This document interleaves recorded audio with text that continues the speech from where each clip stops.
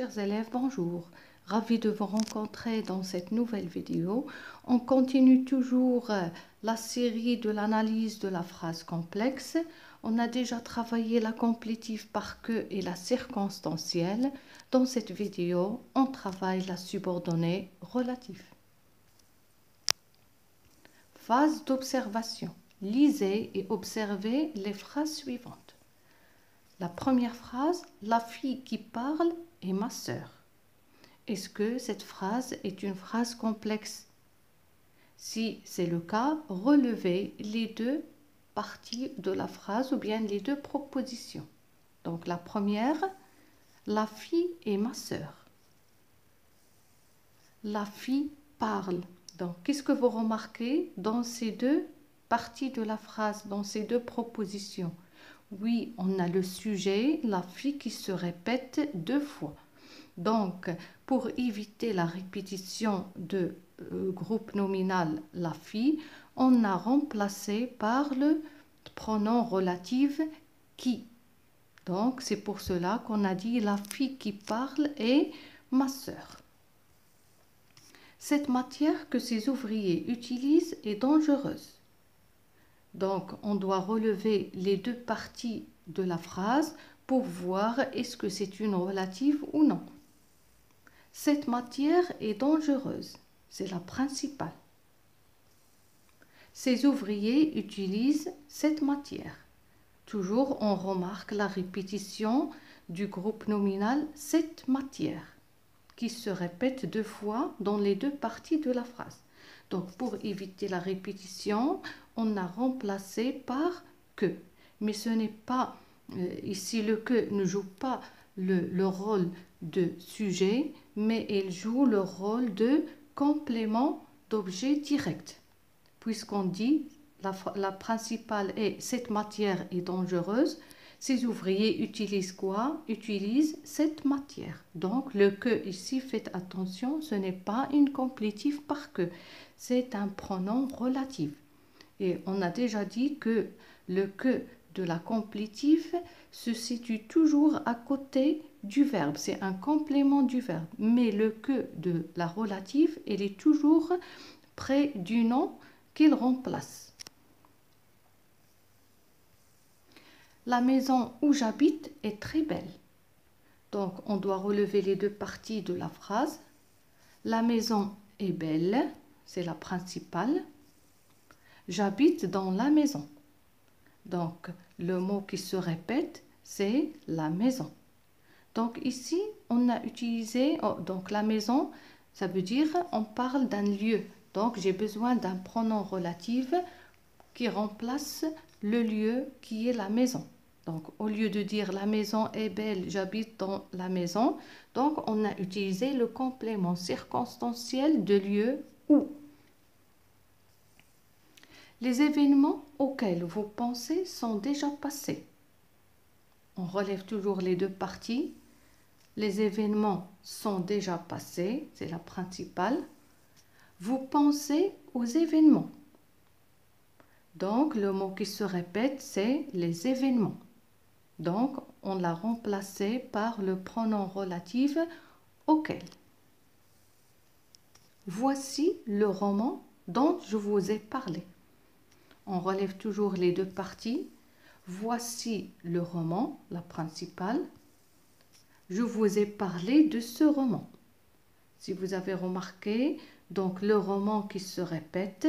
Donc, pour éviter la répétition, on a utilisé le pronom relatif dont, qui joue ici le rôle du complément d'objet indirect, puisqu'on a la préposition plus non.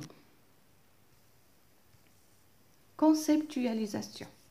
Donc, on appelle une subordonnée relative une subordonnée introduite par un pronom relatif. Il faut qu'il y ait un pronom relatif. Elle apporte généralement une précision sur le mot ou le pronom qui la précède. La subordonnée relative est donc supprimable. Donc la subordonnée relative, elle n'est pas obligatoire dans la phrase. On peut la supprimer. On peut garder seulement la proposition principale. Ce qu'on ajoute ce qu'on appelle la subordonnée relative, c'est seulement un plus pour donner plus de précision. La proposition subordonnée relative est dans la plupart des cas placée derrière le nom ou le pronom qu'elle complète, que ce soit en fin de phrase ou au milieu de celle-ci.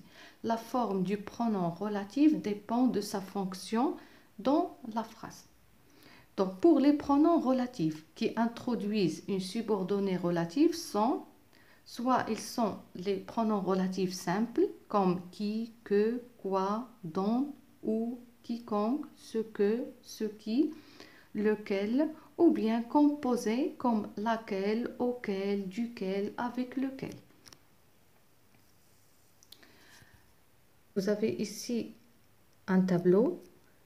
Donc, vous avez le premier pronom relatif qui, sa fonction dans la phrase est un sujet. Deuxième pronom relatif, que. Il joue le rôle du complément d'objet direct. Vous avez une préposition plus qui, ou bien quoi qui, ou bien que, ou bien quel, ou bien auquel. Donc, il joue complément d'objet indirect puisqu'il y a une préposition, que ce soit à, de, avec. Puis le pronom relatif dont. Il joue toujours le complément du nom, c'est un complément du nom, de plus nom. Puis on a le complément circonstanciel de lieu, où. On passe maintenant à l'exercice d'application. Souligne les propositions subordonnées relatives. Vous avez des phrases, vous allez essayer de souligner la proposition subordonnée relative. La voisine que tout le monde déteste est méchante. La chienne dont je me sépare est agressive. Le chat qui appartient à mon voisin chasse dans le jardin. Ce sont des photos auxquelles je suis attachée.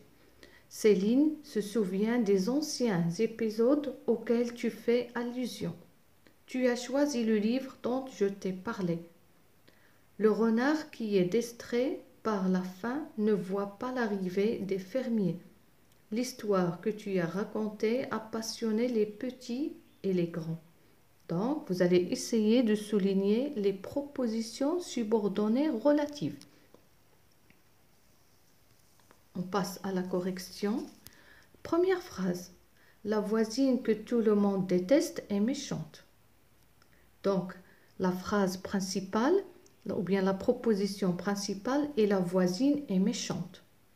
La subordonnée relative, c'est que tout le monde déteste. Vous avez le pronom relatif que, et on avait dit que la proposition subordonnée relative, elle est supprimable. Ça veut dire je peux la supprimer. Il ajoute seulement un détail pour donner plus de précision ou bien d'explication à la principale. C'est-à-dire que je peux dire la voisine est méchante. Mais pour préciser plus, on a ajouté la proposition subordonnée relative. La chienne dont je me sépare est agressive. La principale, la chienne, est agressive. Donc la subordonnée relative est dont je me sépare. Le pronom relatif qu'on a utilisé, c'est dont. Le chat qui appartient à mon voisin chasse dans le jardin. La principale, le chat chasse dans le jardin. Donc, si je pose la question, de quel chat je parle? Donc, pour préciser qui appartient à mon voisin. Donc, j'ai utilisé le pronom relatif qui. Donc, la subordonnée relative est qui appartient à mon voisin. Ce sont des photos auxquelles je suis attachée. Donc, la principale, ce sont des photos, c'est la principale. Donc, la subordonnée auquel je suis attachée. Donc, la principale, ce sont des photos. Donc, de quelles photos je parle? Auquel je suis attachée et la proposition subordonnée relative. J'ai utilisé le pronom relatif auquel. Céline se souvient des anciens épisodes auxquels tu fais allusion. Donc la principale, Céline, se souvient des anciens épisodes. Donc de quel ancien épisode elle se souvient auquel tu fais allusion? Donc la proposition subordonnée relative auquel tu fais allusion, le pronom relatif c'est auquel.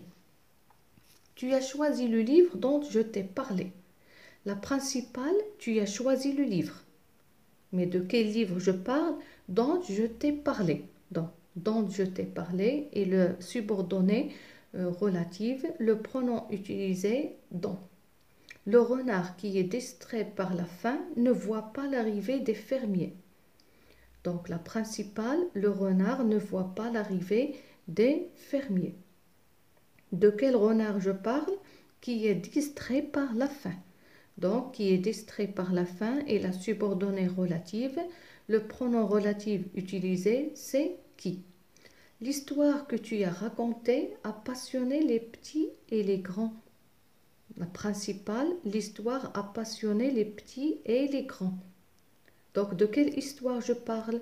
Que tu as raconté. Donc, que tu as raconté et la subordonnée relative. Le pronom relatif utilisé, c'est que. J'espère que cette leçon était claire. Donc, je vous dis merci pour votre attention et on se rencontre dans une nouvelle leçon de langue. Merci et à bientôt.